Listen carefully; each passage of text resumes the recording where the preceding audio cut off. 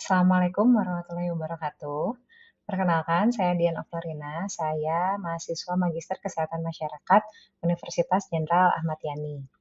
Kali ini saya akan presentasi mengenai analisis kejadian penyakit skabies berdasarkan teori simpul kesehatan lingkungan. Konsep dasar dari teori simpul kesehatan lingkungan yaitu teori simpul ini digunakan untuk menganalisis hubungan interaktif antara komponen lingkungan yang berpotensi menimbulkan penyakit dalam masyarakat. Dalam skabies, perjalanan dipahami melalui 5 simpul utama. Simpul yang ke-1 yaitu sumber penyakit, jadi bisa kita lihat di sini ada sumber agen penyakit. Lalu yang kedua ada media transmisinya. Yang ketiga perilaku dan kontak. Yang keempat, kejadian klinis, jadi sakit ataupun tidak sakit, berbentuk gejalanya. Dan yang kelima, faktor-faktor lingkungan dan institusi yang mempengaruhi penularan. Kita bahas dari simpul pertama, yaitu agen penyakit skabies. Jadi agennya ini adalah tungau, disebabkan oleh investasi atau misalnya infeksi oleh tungau Sarcoptes KBI varian hominis. Karakteristiknya dari tungau ini adalah jadi yang menginvestasi atau yang bikin sakit adalah tungau betina yang menggali terowongan atau membuat kunikulus di bawah lapisan kulit atau stratum corneum. Jadi si tungau ini akan bertelur, lalu dia mengeluarkan kotoran atau namanya skibala di dalam terowongan. Nah, ini yang memicu reaksi alergi atau gatal. Reservoir utamanya tentunya manusia. Jadi tungau ini tuh sebenarnya tidak bertahan lama di luar tubuh inang dalam kurun waktu lebih dari 36 jam. Lalu simpul yang kedua adalah media transmisi dan rantai penularan. Penularannya ini terjadi melalui dua jalur utama. Yang pertama, kontak kulit langsung, jadi kontak langsung kulit ke kulit yang lama dan erat, seperti tidur bersama atau kontak fisik yang berulang. Yang kedua, kontak tidak langsung melalui vomites atau benda yang terkontaminasi tungau dari penderita. Misalnya, penderita ini sudah terkena tungau dan sampai menimbulkan gatal-gatal atau bentuk klinis lainnya. Dia menggunakan handuk, lalu handuknya dipakai oleh orang lain yang sehat. Nah, itu menjadi penularan tidak langsung.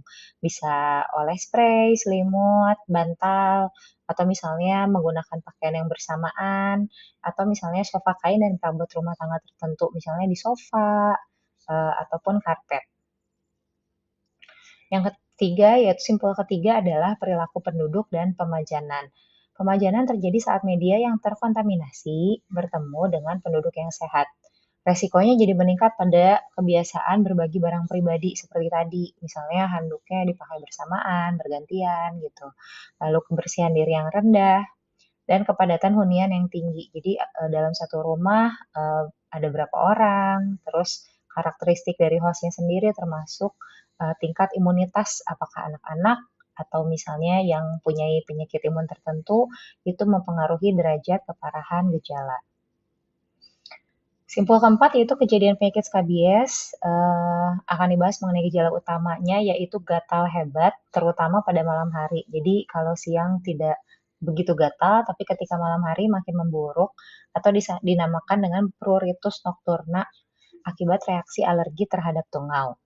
Lokasi-lokasi predileksi atau tempat-tempat yang gatal di badan, yaitu di sela-sela jari tangan atau sela jari kaki, pergelangan tangan, siku, ketiak, bokong, dan area genital, atau di daerah-daerah dengan kulit lebih tipis. Yang kedua, manajemen kasusnya ada di mana, siapa saja dalam satu rumah atau di satu institusi, dan bagaimana kita melakukan pengobatan serentak. Jadi ini merupakan kunci utama pengendalian skabies di komunitas. Misalnya di pesantren atau asrama atau di dalam rumah terdiri dari banyak penghuni untuk mengobati seluruh anggota kelompok pada waktu yang sama walaupun tidak bergejala. Simpul kelima yaitu variabel lingkungan dan institusi. Ada dua yang akan dibahas yaitu lingkungan fisik dan lingkungan sosial atau institusi. Lingkungan fisik sendiri terdiri dari suhu dan kelembapan di suatu ruangan.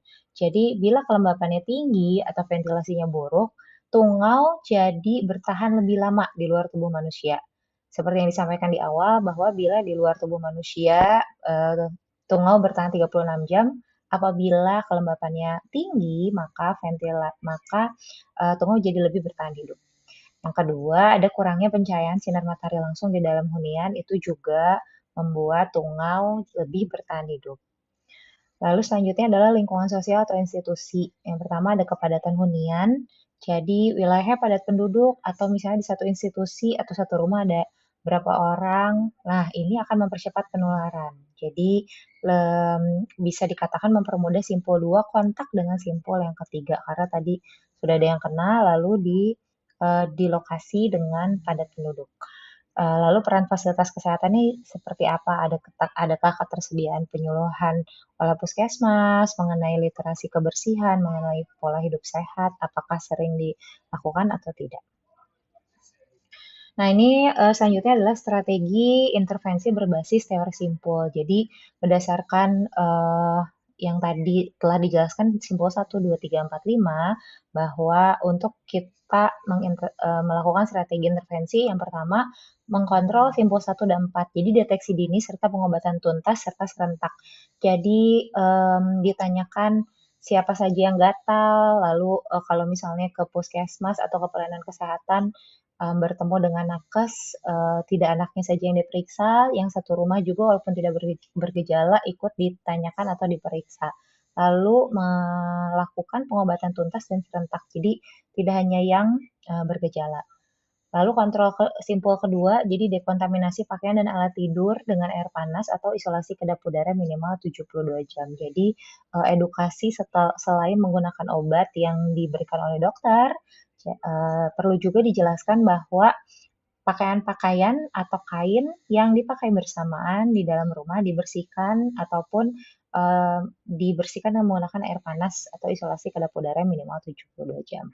Kontrol simpul 3 mengenai edukasi personal hygiene dan larangan berbagi barang pribadi. Jadi setelah tadi barang pribadinya dibersihkan dengan air panas, disampaikan juga bahwa barang pribadi tidak digunakan bersamaan. Lalu kontrol simpul kelima, memperbaiki ventilasi dan pencahayaan rumah atau asrama.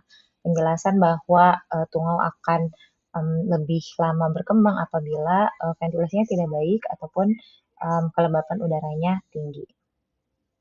Sekian presentasi dari saya. Terima kasih. Assalamualaikum warahmatullahi wabarakatuh.